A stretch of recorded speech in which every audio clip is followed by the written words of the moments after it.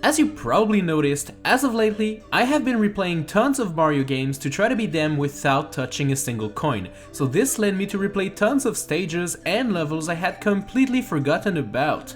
Super Mario 64 was one of those games I replayed very recently, and I realized that some of the courses in this game I truly love and others I truly dislike. Which is why today I have decided to rank all of the courses in Super Mario 64 from worst to best, in my opinion.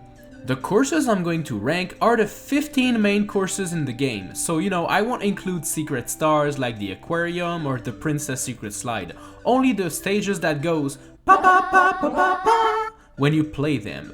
Alright, let's go! Starting off this list is Wet Dry World. Sadly, no matter how many times I play Super Mario 64, when I come to this stage, I'm always bummed down and disappointed. This stage takes place in a square box featuring those triangles rising or lowering the water levels. You need to use that to reach the top of the course and grab a couple of stars. To be honest, there's nothing really appealing about that whole stage. It's bland and kind of boring. I do admit that those enemies that you must use to go up the platforms are pretty funny and creative. And I also have to say that reaching the secret underwater city is also pretty satisfying, but not enough to save this stage from being the worst one in my opinion. The next course on the list is Snowman's Land, and basically it's a very generic winter world set around this giant snowman in the middle. There won't be anything super special in here. There's snow, there's ice, and there's cold water. Period. The snowman is supposedly the main attraction of this course, and yet you only need to climb it for the first star and then you never go back up there. The stage does feature another section hidden inside this igloo that looks way smaller than it actually is. But even inside the igloo, you won't find anything that is truly mind-blowing. It's just more snow and more ice. It is not a terrible stage, it's just uninspired and feels more like a filler course than a real one. Alright, you may not agree with this one, but Rainbow Ride is next, and let me tell you why it's not higher on the list. As a final stage, it truly does what it's supposed to. I mean, there's danger all around, you can fall down and die at any time, and it's kind of difficult. But when I think of a 3D Mario game, I see myself controlling Mario and running around everywhere, trying to discover new areas, and I don't get that feeling with Rainbow Ride. You'll have to jump on those floating magic carpets and then ride them slowly to the next part, which will lead to even more magic carpet and even more waiting around. I do admit that this pad over here is actually my favorite one, because you actually have to do some very precise platforming and you're actually not waiting around, but the rest of the stage is just meh. Well, looks like we fell down from the sky and landed in the troubled waters of Dire Ducks. This level is actually set underwater for pretty much most of it. To be fair, there's no real interesting parts to this stage. It's basically just a linear level where you start in this zone, only to swim in this hole and end up in the big ducks over here. I have to admit that seeing Bowser's huge submarine is kinda cool, but I don't really know what he needs a submarine for, as most of his stages are filled with lava. But hey, who am I to judge? If he has the money to buy a submarine, and so be it. But anyway, besides that beautiful submarine that does disappear once you defeat Bowser in Lava Land, I cannot find anything interesting to talk about, so let's move on. Deep in the basement of the castle lies the Hazy Maze Cave, a spooky underground lair featuring narrow paths, dangerous pits, and a secret cavern filled with water where our friend Dory is quietly and calmly surfing. This is a huge stage, to be honest, because in addition to everything that I just named, the course also contains some elevators to get you up and down the cave, as well as hidden doors, corridors filled with deadly gas, and even a platform you can control by hitting the arrows on top of it. That's not all. There's a secret section located over there where you can jump in whatever this is to get transported to another section of the cave where you actually unlock the metal cap. So there's that too. You know, after being in that cave, we need a bit of fresh air. So welcome to Tall Mountain.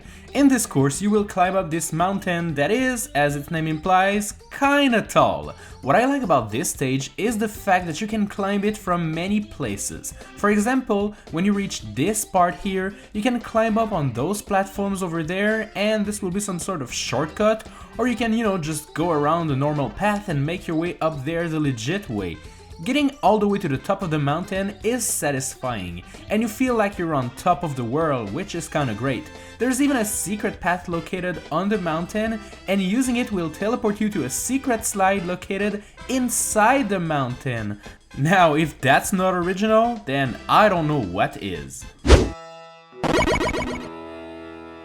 I've mentioned it a couple of times already, but I'm not a fan of desert theme worlds in Mario games. Shifting Sandland might be an exception to this rule, cause in this course you will find a lot of moving sand, some tornadoes, and those huge blocks that can destroy you in a matter of seconds. And there's even one big pyramid in the center of the stage. To be fair, the pyramid is the best part of this entire level.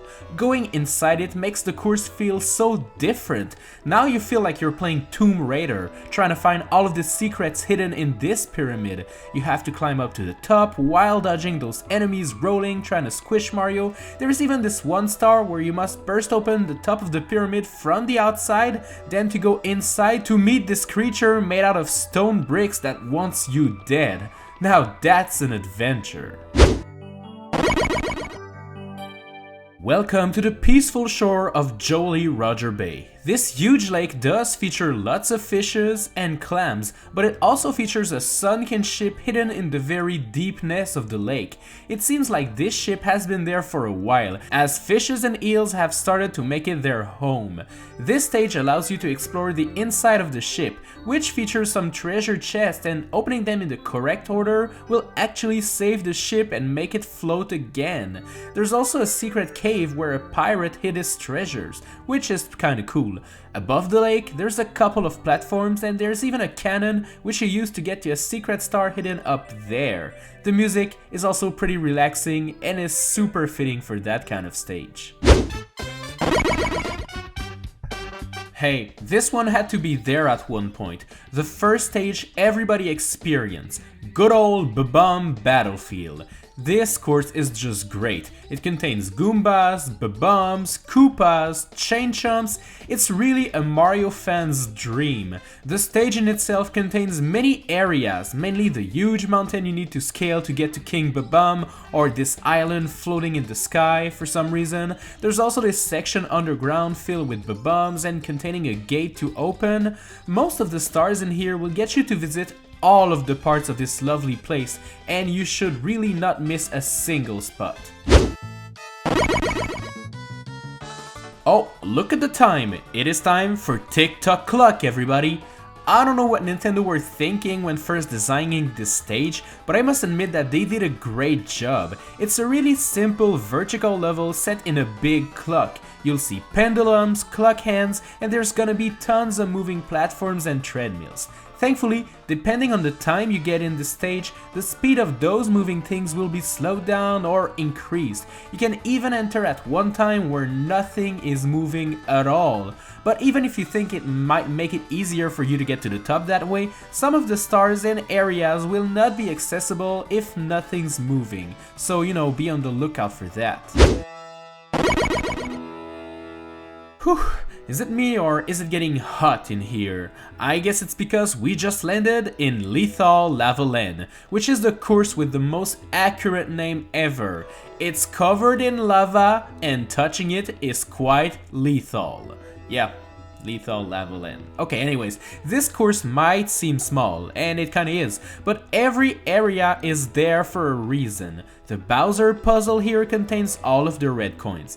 This platform has a bully on it, and when you defeat it, a staircase appears to get you up there. Then there's this huge arena perfectly suited for fighting lots of enemies, and there's this log that you can roll to get to the star over there, and last but not least, you can actually enter the freaking volcano! Wow! Inside of it, there's gonna be even more lava and deadly paths to get to the top. It's a very hot level.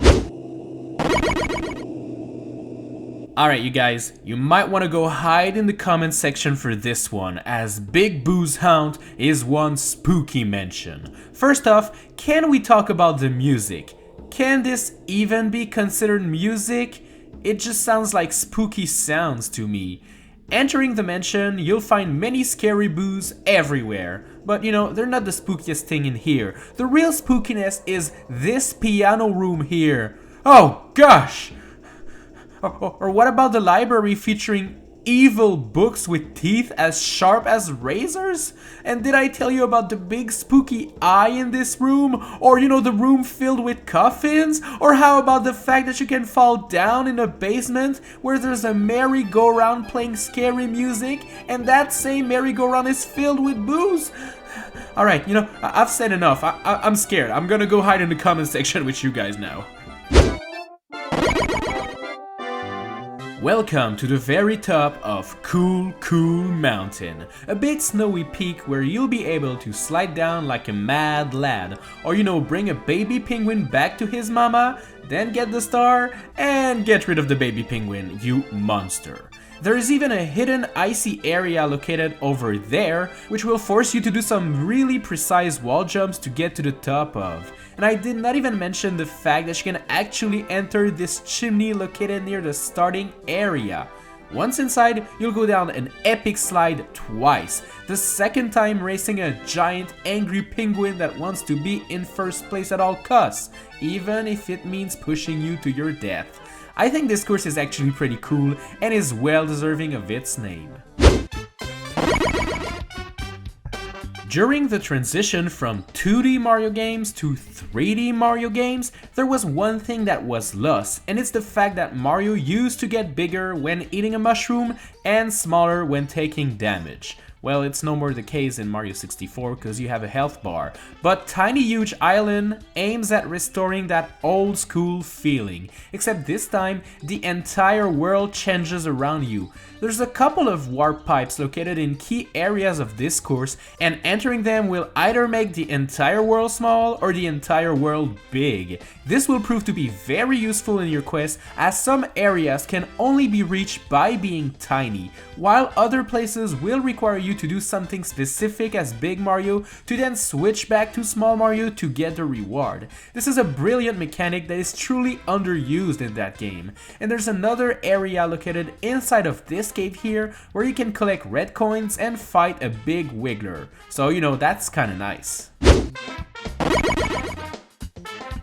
Our final stop today will be at WHOMP'S Fortress, and I can't express how much I like this course. It is a floating fortress in the middle of nowhere featuring tons of whomps and one big thwomp ready to crush you at any moment. It also features some platforms going in and out of the fortress, which could be potentially dangerous, and there's also this falling bridge, which is kinda scary at first. Then the fight against King Whomp is pretty memorable, and going up the big tower is also pretty fun.